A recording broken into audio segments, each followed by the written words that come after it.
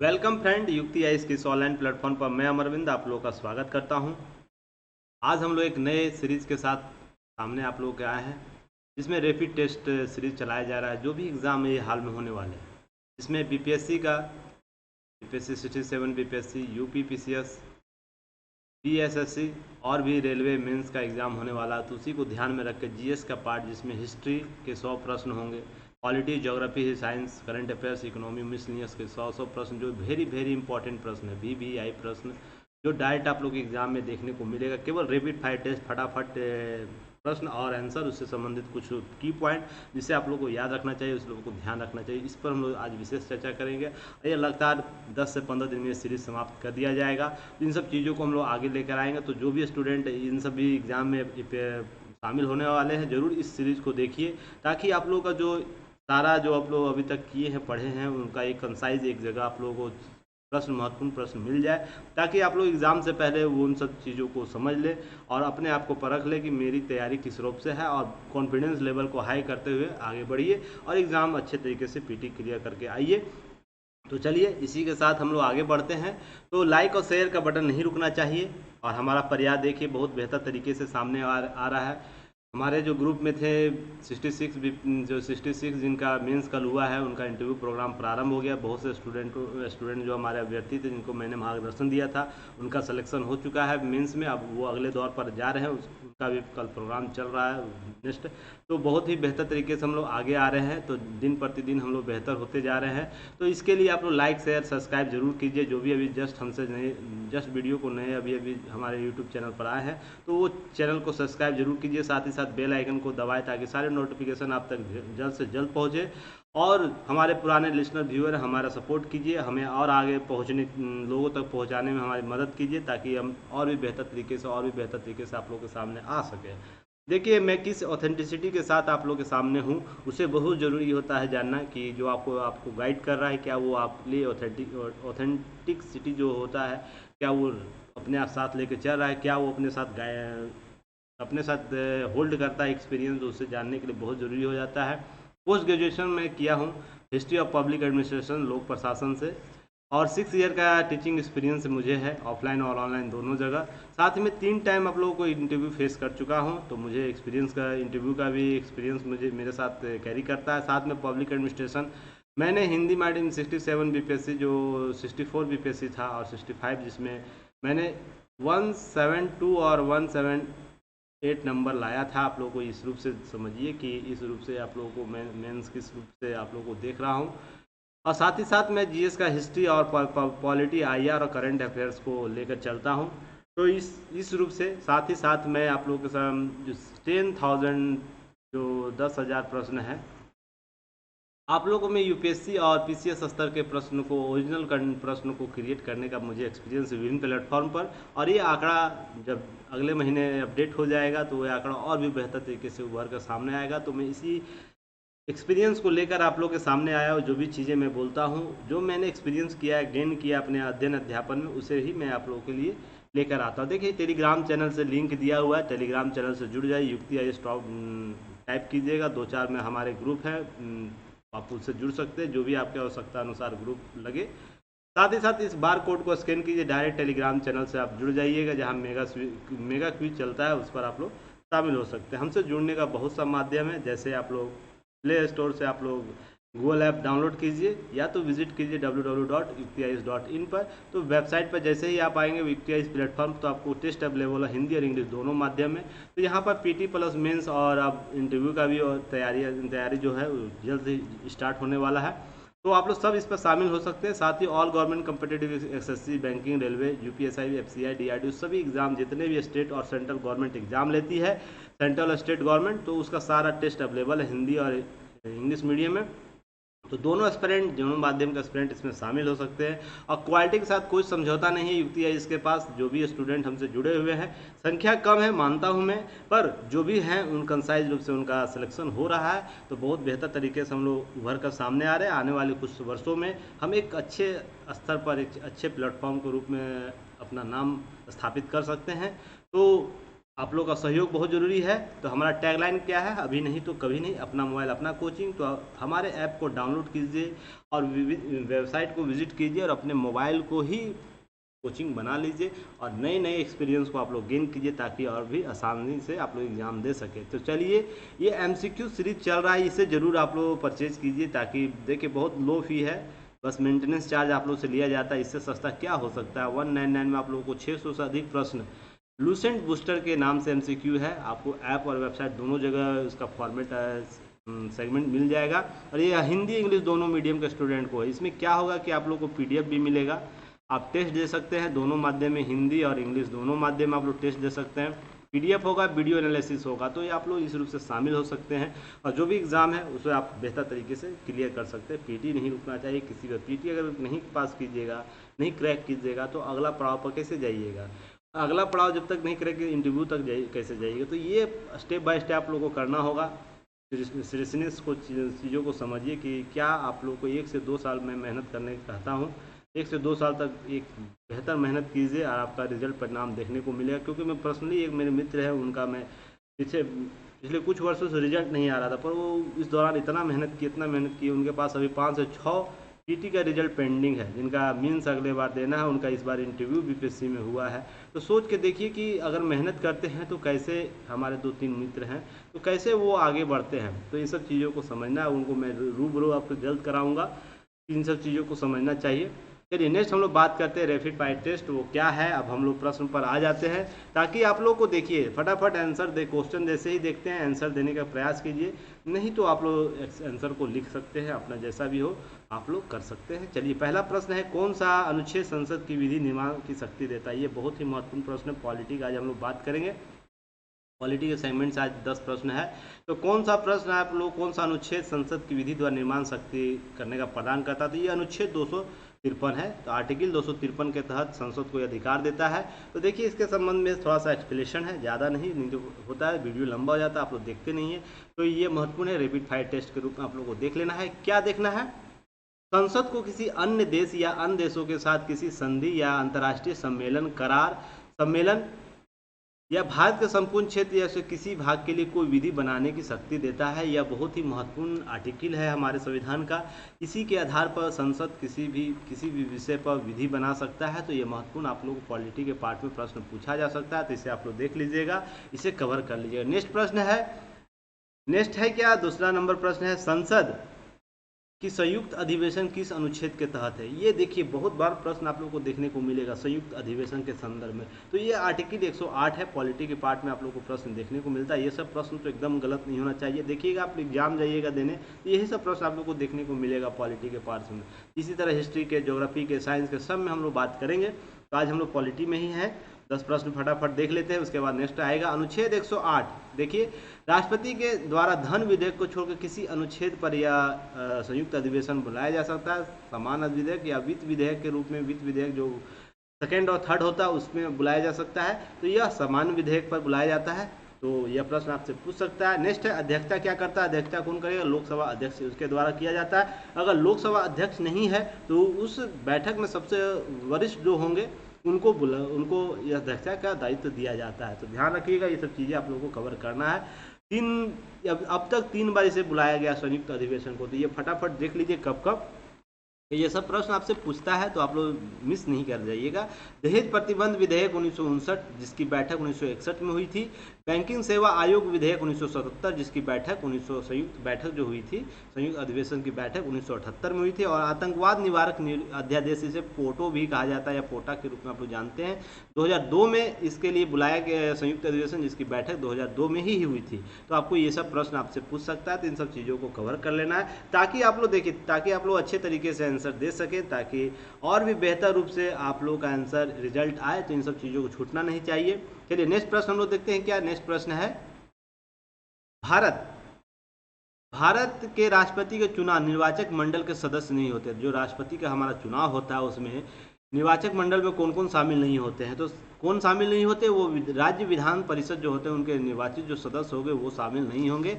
तो ये सब ध्यान रखना है, ये सब चीज़ें आप लोगों को कवर करना है। तो ये प्रश्न देखिए, इसका एक्सप्लेनेशन क्या है।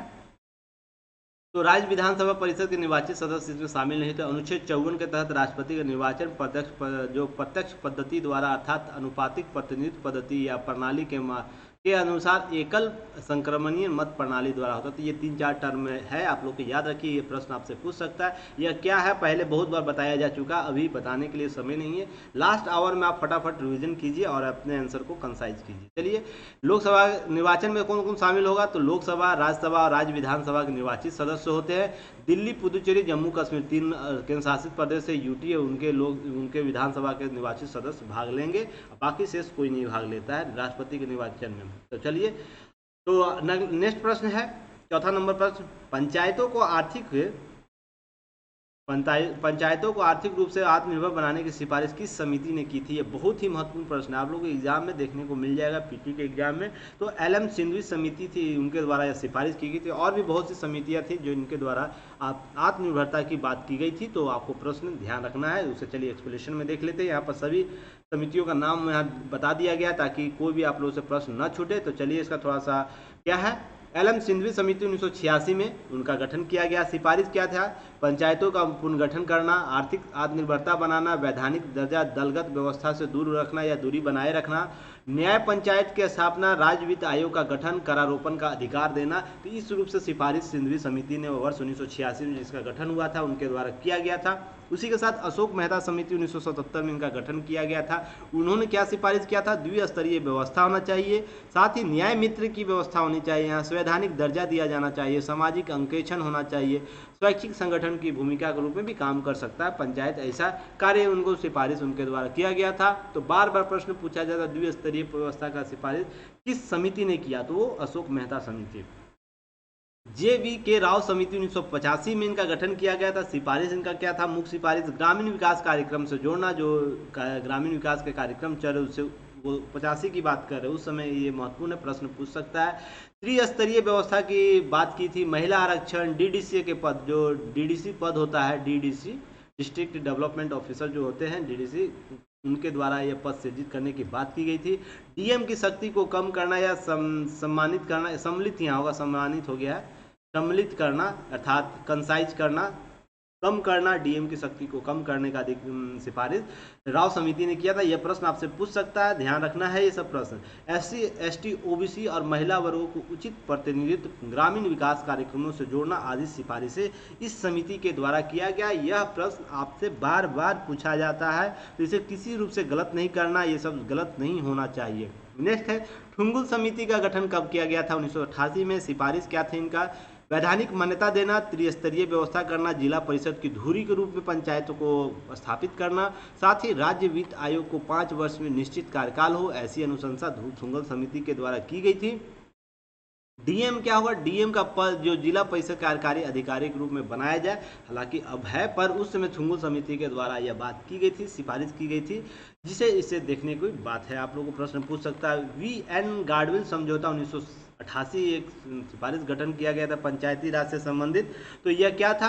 वैधानिक दर्जा देना, कार्यकाल 5 वर्ष, त्रिस्तरीय पंचायत की व्यवस्था की जाए, महिला आरक्षण की बात की गई थी, टैक्स लगाने की शक्ति देना है पंचायतों को, राज्य वित्त आयोग का गठन करना, राज्य चुनाव आयोग का स्थापना की बात की गई थी गाडविल समिति के द्वारा। ये समिति आप लोग याद रखिएगा, प्रश्न यहाँ से पूछ सकता है। राज्य वित्त आयोग की सिफारिश का गठन किस समिति ने किया था? राज्य चुनाव आयोग की सिफारिश किसने किया था? 73वां संविधान संशोधन 1993, 11वीं अनुसूची में कुल 29 विषय थे, 243 के तहत इसे वर्णित किया गया। और 24 अप्रैल को क्या होता है? राष्ट्रीय पंचायत दिवस मनाया जाता था। ये महत्वपूर्ण पंचायत से समितियों से संबंधित था, इतने को कवर करना बहुत जरूरी है, क्योंकि प्रश्न यहाँ से बार बार आप लोगों को देखने को मिलेगा। तो इन सब चीज़ों को छूटना नहीं चाहिए, नहीं तो होता है क्या है कि आप लोगों से प्रश्न छूट जाएगा। नेक्स्ट हम लोग बात करेंगे, नेक्स्ट प्रश्न क्या है? नेक्स्ट प्रश्न हम लोग बात करेंगे कि संविधान का भाग 12 किससे संबंधित है? तो किससे संबंधित है संविधान का भाग 12? आपको केंद्र राज्य संबंध से संबंधित, शक्तियों का बंटवारा से संबंधित है। तो यह बंटवारा 264 से 300 के बीच है। तो निर्वाचन शक्ति क्या है? निर्वाचन अनुच्छेद भाग 15 जो है 224 से लेकर 329A तक, और भाग आपको 26 है भाग 16 जो है 15, 16, 17, 18, 19, 20 और 22 को दिया गया, तो आप लोग इसे जरूर कवर कर लीजिएगा ताकि इन सब चीज़ों को कवर आप लोगों को प्रश्न में देखने को मिल सकता है। तो चलिए देखते हैं क्या है। कोई बात नहीं, प्रश्न आ जाता है कॉल किन्हीं का बीच बीच में। चलिए, तो क्या है 15 है निर्वाचन जो होगा उसे अनुच्छेद 324 329 के बीच किया गया। भाग 16 में कुछ वर्गों के लिए विशेष उपबंध किया गया है 330 से, अनुच्छेद 330 से लेकर 342 तक।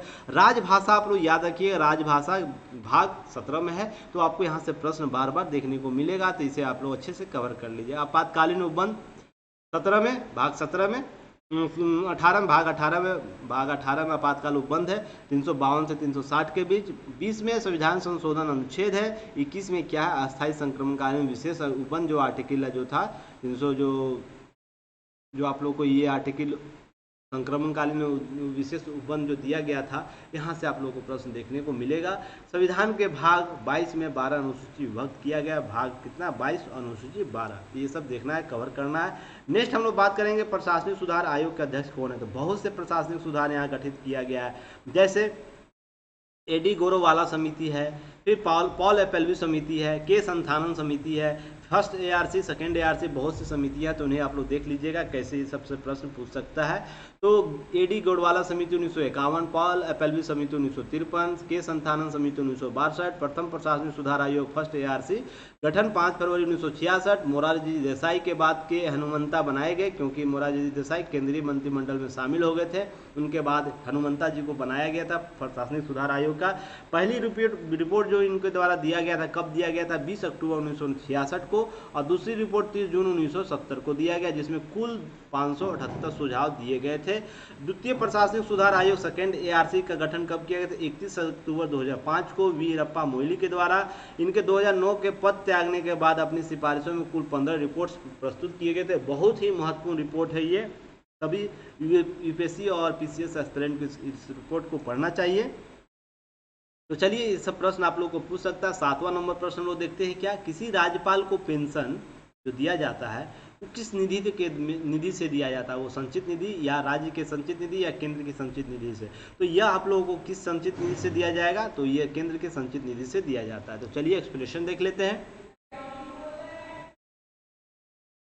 राज्य के संचित वेतन दिया जाता है संचित निधि, राज्य के संचित निधि से, राज्य के संचित निधि से वेतन दिया जाता है, जबकि पेंशन होगा केंद्र के संचित निधि से, ध्यान रखिएगा।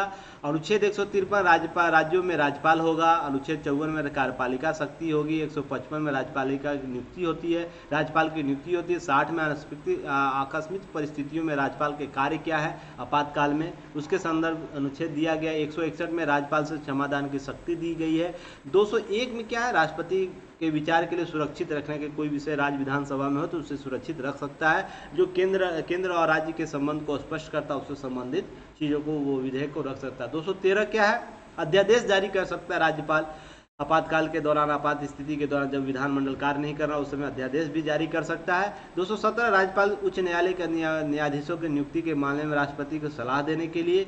अनुच्छेद 233 राज्यपाल द्वारा जिला न्यायाधीशों की नियुक्ति करना, इससे संबंधित अधिकार है उसे। और 234 में क्या है, राज्यपाल द्वारा न्यायिक सेवाओं के लिए नियुक्ति या जिला न्यायाधीश की नियुक्ति को छोड़कर शेष जो न्यायिक सेवा की नियुक्ति अनुच्छेद 234 में है। तो यह प्रश्न आप लोग को महत्वपूर्ण पॉइंट आप लोग कवर करना है। नेक्स्ट 8वां प्रश्न है, 101 संविधान संशोधन अधिनियम किससे संबंधित है, किस विषय से संबंधित है, यह प्रश्न आपसे पूछ सकता है। तो ये जीएसटी से संबंधित था, और भी संविधान संशोधन 104 तक हो चुका है, इसे आप लोग देख लीजिएगा कि महत्वपूर्ण प्रश्न क्या है, इससे पूछ सकता है। 101 2016 वस्तु एवं सेवा कर जीएसटी, जिसे गुड्स एंड सर्विस टैक्स अधिनियम एक्ट कहते हैं, 2016 में आया था। 102 संविधान संशोधन 2018 में हुआ, पिछड़ा राज्य आयोग को संवैधानिक दर्जा दिया गया इसके तहत। 103 के तहत आर्थिक रूप से पिछड़े वर्ग समान वर्ग को 10% आरक्षण दिया गया। और 104 महत्वपूर्ण है, 2019 में हुआ था।